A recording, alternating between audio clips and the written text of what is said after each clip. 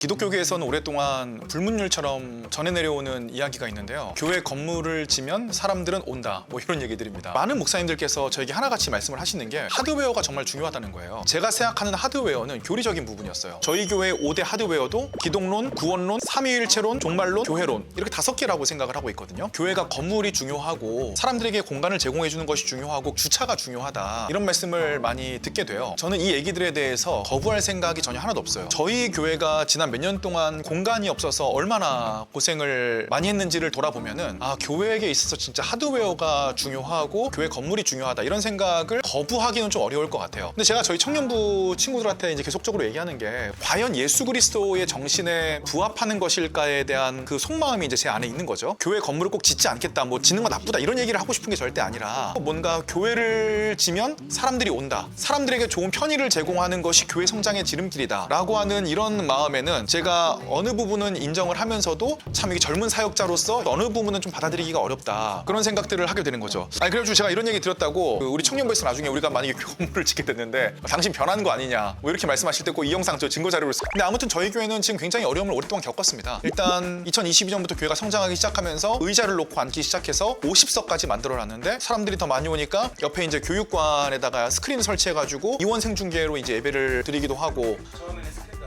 뭐였죠? TV. 그 당시 저희 교육관에 이제 24인치 TV가 있어가지고, 야, 그거 사진도 기억난다, 그치? 그래서 이제 교회 건물을 얻기 위해서 굉장한 노력들이 이제 그때부터 많이 시작이 됐습니다. 오늘 제가 좀 솔직하게 이제 말씀을 좀 드릴게요. 첫 번째 노력은 아무래도 이제 재정에 대한 부분을 생각하지 않을 수가 없었어요. 이제 장년부와 청년부가 같이 힘을 합쳐서 성전을 위한 이제 저축을 하는 그 오랜 이제 과정들을 거쳤고, 이제 좀 때가 돼가지고 교육관에서 예배드리기가 하기 어렵다라고 해가지고 교회 공간을 찾기를 시작을 했는데, 쌍문역에서부터 해화역까지 모든 초중고, 소극장, 대학, 강당을 이제 알아보기 시작을 했는데, 일단 초중고 같은 경우는 코로나 이후에 외부인에게 아예 이제 정기적으로 빌려주는 게 모두 이제 금지가 되어 있었고, 이 천석을 일주일을 대여하는 비용 자체가 너무 어마어마해서 꿈을 꿀 수가 없는 상황이었고, 상가 건물로 들어가자고 하니까 100명 이상이 무조건 이제 들어갈 수 있는 공간이어야 되는데 100명 이상 들어갈 수 있는 공간 자체가 없는 이제 그러한 상황 가운데 놓여져 있는 거죠. 그러다가 저희가 이제 겨우겨우 찾은 곳이 한신대학교 컨벤션홀이었습니다. 근데 이제 컨벤션홀에 들어가서도 어려움이 많았어요. 저희 교회 방송팀, 예배준비팀, 새가족팀, 이런 분들이 매주 오전에 장년부 예배가 끝나면 그 장비들을 다 해체해가지고 차에 실어가지고 한신대로 가서 한신대에 다시 설치를 하고, 또 방송팀 같은 경우는 때로는 한신대에서 컴퓨터를 포맷해놓으면은 순식간에 모든 저장 자료들이 다 날아가기 때문에 그거를 다시 설치해놔야 되고, 이런 과정들을 많이 겪어서 저희 이제 봉사자 친구들에 대한 굉장히 안타까운 마음들이 제 안에도 있었죠. 그곳에서 이제 1년 6개월을 마치고 저희 공간으로 왔는데, 이 공간을 예배당으로 세팅할 때도 어려운 지점들이 많이 있었습니다. 직사각형으로 굉장히 긴 공간이거든요. 어쩔 수 없이 뒤에 앉으시는 분들에게는 잘 보이지 않을 수 있고 전달력이 약해질 수밖에 없는, 그러니까 제가 이제 교회 공간을 얻는 문제들에 대해서 이렇게 길게 말씀을 드린 이유는, 건물 임대료가 너무 엄청나다 보니까 이 상황에서 우리가 성경적으로 중심을 제대로 잡지 않으면 조금 중심에서 어긋난 교회가 될 수 있겠다. 성도들에게 예수 그리스도와 이제 복음을 전달하기보다는 이제 헌금을 강조하게 되는 그런 잘못된 경우들이 생겨날 수가 있고, 그러니까 제가 얘기하는 거는 비본질적인 부분에 사람이 좀 더 신경을 쓰게 될 가능성이 우리 안에 충분히 내포되고 있다는 사실을 많이 발견을 하게 됐어요. 그래서 이제 교회 공동체에 대해서 이야기할 때 결국은 복음에 대해서 이야기를 하지 않을 수 없을 것 같아요. 공관복음서에서는 복음에 대해서 이야기할 때 항상 하나님 나라라는 표현을 씁니다. 요한복음에서는 복음에 대해서 영생으로 이야기를 합니다. 그런데 마태복음 25장, 마가복음 10장, 요한복음 3장 등에 따르면 사도들은 하나님의 나라에 들어가는 것과 영생에 들어가는 것을 같은 개념으로 이해를 했다는 사실을 우리가 잘 알 수 있을 것 같아요. 바울은 교회 공동체에 대해서 칭의된 사람들의 모임으로 생각을 했습니다. 그러니까 결국 성경에서 복음과 뗄래야 뗄 수 없는 것이 이제 교회론에 관련된 것들인데, 그렇기 때문에 교회 건물을 옮기면서 제가 들었던 가장 중요한 생각 2가지를 꼽으려면, 절대 교회는 건물이 아니고 복음으로부터 시작된다는 것과,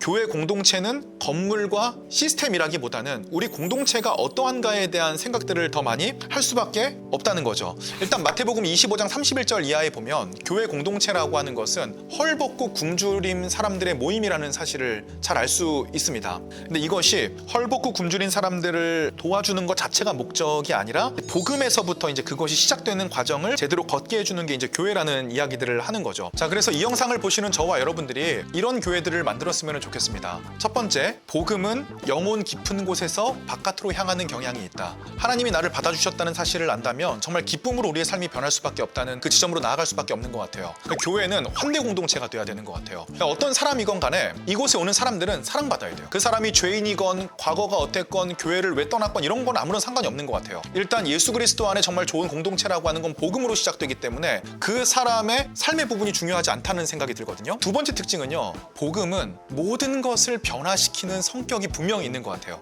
이게 너무 기쁜 부분이지 않아요? 우리의 변하지 않는 부분이 복음으로 인해서 변할 수 있다는 거예요. 복음은 모든 것을 변화시켜요. 복음을 오해시키는 두 가지 극단적인 개념이 있는데, 첫 번째는 상대주의가 있어요. 하나님은 너 자체를 사랑하시기 때문에 너는 변하지 않아도 돼 라고 생각하는 생각들이 있습니다. 두 번째로는 도덕주의인데요, 너는 이렇게 행동해야 하나님의 사랑을 받을 수 있어 라고 이야기하는 건데, 그러니까 우리 안에 이 두 가지 생각이 있었으면 좋겠는 거예요. 나는 내가 생각했던 것보다 훨씬 더 죄인이고 허물이 많은 존재입니다. 나는 내가 감히 바랐던 것보다 하나님의 사랑을 훨씬 더 많이 받고 용납되었습니다. 그러니까 이 두 가지를 통해서 삶의 모든 영역에 있어서 하나님과 가까이 갈 수 있는 특징들이 우리 안에 일어나게 되는 거죠. 만약에 우리가 낭망하고 우울할 수 있어요. 근데 도덕주의자는 이렇게 얘기하는 거죠. 네가 낭망한 이유는 회개하지 않았기 때문이야. 하나님에게 가까이 가지 않았기 때문에 넌 낭망한 것이야. 또 상대주의자는 이렇게 얘기할 수 있을 것 같아요. 너 낭망한 거 괜찮아. 그냥 그 상태로 오면 돼. 도덕주의자들은 계속적으로 어떤 기준과 율법을 강조하게 되고, 상대주의자들은 감정을 고양시키는 방식으로 이 사람을 위로하게 되는데, 이것은 진정한 위로가 아니라는 거죠. 모두 중요한 것은 내면에서부터 시작해야 된다. 나는 용납받을 수 없는 죄인이지만 하나님께서 나를 사랑하셨기 때문에 내가 하나님의 율법을 지킬 수 있다라고 하는 관점으로 나오게 되는 것이고, 정말 하나님께서 나를 용납하셨다면 내 안에서 끓어오르는 기쁨으로 나는 이대로 살 수 없어, 용납되었기 때문에 이대로 살 수 없어 라고 하는 마음의 긍휼함이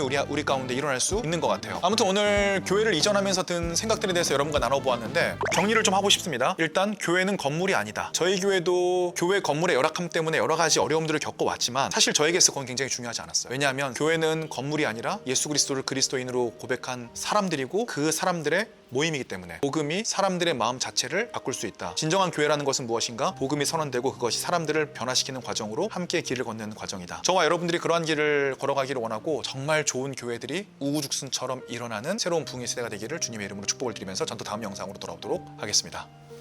피스.